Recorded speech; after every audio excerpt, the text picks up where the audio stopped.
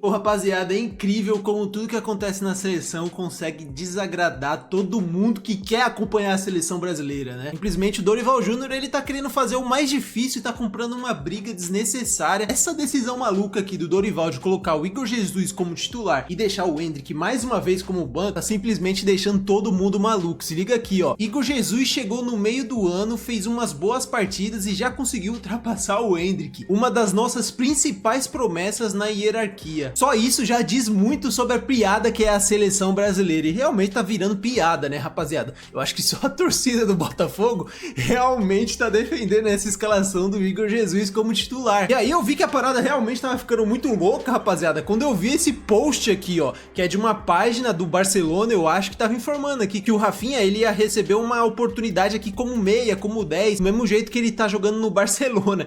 E esse cara aqui da Polônia, o maior talento desde Pelé, Endrick no banco por Igor Jesus. Eu fico me perguntando, esse cara da Polônia, ele tem ideia de quem seja o Igor Jesus? Cara, muito louco que o Dorival tá conseguindo fazer, né? Tá lógico que a mídia cai em cima do Dorival por ele tá optando em colocar o Igor Jesus, que chegou agora na seleção brasileira, ao invés do Endrick, que já era pro Dorival tá preparando um caminho pro Endrick ali na seleção. Parece às vezes até que o Dorival tem alguma implicância com o Endrick, de não gostar da forma de jogo do Endrick, também não saber muito bem como usá-lo. Bora ver o que a mídia tá falando sobre tudo isso? Então não tem essa de ter paciência com o Endrick. Você não convoca jogador pra seleção brasileira pra ter paciência. A partir do ponto que esse jogador tá na seleção brasileira, ele não tem que ter mais paciência. É um jogador igual aos outros. Se você convoca 23 caras e você leva um garoto de 18 anos, então esse garoto de 18 anos tem que ser tratado, visto e como igual a todos os outros, porque você tá numa seleção brasileira principal.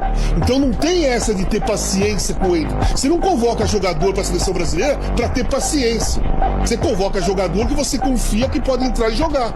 Então não convoca. Então convoca um cara que ele ponha pra jogar. Então leva um centroavante que ele fala assim, pô, eu tô com esse moleque, leva o Pedro, por exemplo, leva o Pedro e coloca o Pedro.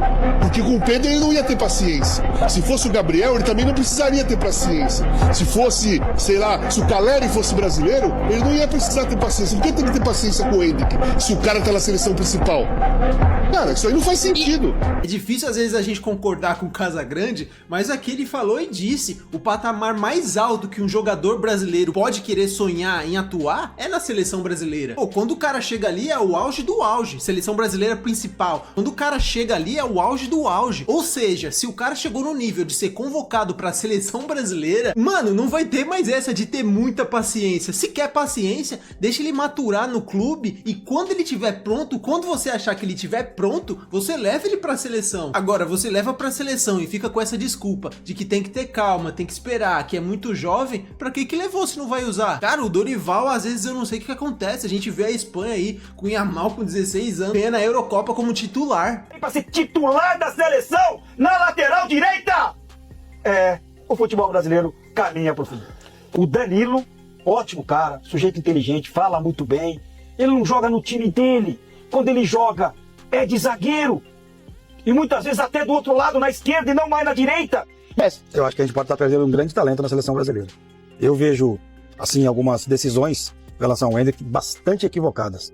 Foi na Copa América, que não jogou, aí na fogueira colocou o moleque pra jogar contra o Uruguai, aí vem para as eliminatórias agora, né? Ele colocou aí, contra o Paraguai mesmo, né? Ele colocou contra o Paraguai, ele tirou. Saiu no intervalo. Saiu no intervalo. Nos dois jogos. Cara, assim, eu acho que o Dorival pode estar dando um grande tiro no pé, né? Perder um menino, um talento como é o Endrick. Eu entendo que o Igor Jesus está vivendo um bom momento, ele está indo pela característica, mas eu não acho legal. Você tem um Endrick lá, contra o Uruguai ele ficou até o fim. Você tem um menino como esse que é de ouro e de repente não tá. Tem bagunça mesmo, o time é ruim, então tanto faz, bota um, bota o outro. Depende do que individualmente um deles conseguir se destacar. Coletivamente a seleção não tem nada. A seleção brasileira não tem nada. Não apresentou nada coletivamente. Então você põe um, põe o outro. Na dependência ali de um bom momento, uma inspiração, um lance um pouco mais de sorte, felicidade, para um funcionar melhor que o outro. Porque coletivamente não existe a seleção brasileira. Muito fraca.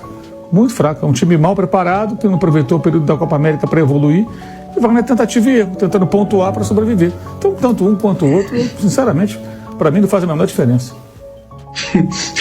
Mauro César já tá poucas ideias também com a seleção brasileira, né? Mas uma coisa é fato, né? Se a seleção brasileira continuar com esse meio campo que não cria nada, mano, a gente pode colocar o Haaland ali na frente. Se a bola não chegar, não vai ter como um atacante fazer gol. Eu torço contra.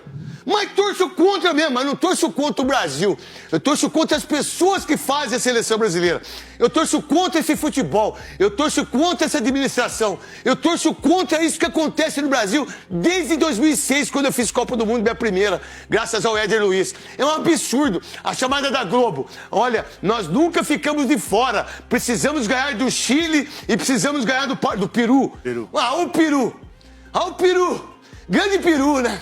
Grande Chile, né? O Chile que perdeu o Bolívia 2-1. Então a chamada da Rede Globo, olha, nunca ficamos de fora de uma Copa do Mundo. Quem sabe Deus não ajuda nós, Nossa Senhora Aparecida, de ficar a primeira vez, hein? Imagina que bonito que seria a reviravolta. Com 7 né? seleções. É porque tem muito pecado pra pagar. Não é possível que ele vai pagar um pecado, velho. Esses caras aí... Você já pensou que loucura? A última Copa do Neymar, rapaziada. O Neymar não tá na Copa do Mundo porque o Brasil não conseguiu se classificar. Cara, ia ser... Meu Deus do céu, velho. O Tite, quando ele assume lá em 2016, ele pega um legado nulo do Dunga, renova muita coisa, logo de cara já estreia Gabigol e Gabriel Jesus. Gabriel Jesus toma conta daquela posição, faz 2 gols contra o Equador lá em Quito, o Brasil ganha e pronto. Já começou a ter resultado, a torcida começou a ficar tranquila e foi dentro de uma renovação. Mas essa renovação do Dorival agora, você não vê qual que é o norte dela. A gente vê o Dorival convocando muitos jovens aí, dando oportunidade pra Savinho, convocou o Estevão. Mas, cara, se a gente for ver, cara, é uma loucura, porque ele começa... O começo das convocações dele era com o Pedro, que é no centroavante, referência, um 9 clássico. Aí o que ele faz? O Pedro é liberado porque machucou o joelho e chama aquele João Pedro do Brighton, que tem mais uma característica de 9 ali, da hora também, o moleque joga bem. Só que hoje ele coloca o Igor Jesus, que não é um 9 referência. O Endrick também não vai ser. Mas se ele tava seguindo esse caminho, seria mais justo ele tentar uma outra opção. Eu acho que o Igor Jesus nem seria o cara pro time que ele tinha na cabeça dele de montar. Mas é isso, rapaziada. Pra mim é isso mesmo. Eu acho que o Dorival tá muito perdido e realmente o Brasil ele vai se classificar para a Copa do Mundo porque são muitas vagas, é praticamente impossível o Brasil não conseguir classificar, mas perspectiva de ir longe numa Copa do Mundo, de chegar até uma semifinal, praticamente zero. Se continuar do mesmo jeito, se continuar infelizmente com o Dorival Júnior, pô, vai ser impossível o Brasil conseguir colher algum resultado desse trabalho do Dorival. Mas rapaziada, agora eu quero saber de vocês, deixem aqui nos comentários o que vocês estão achando dessas opções que o Dorival tá tomando na seleção brasileira. Deixem aqui nos comentários o que vocês acharam do vídeo. Se gostaram, deixem o like e se inscrevam aqui no canal. Valeu e até o próximo vídeo.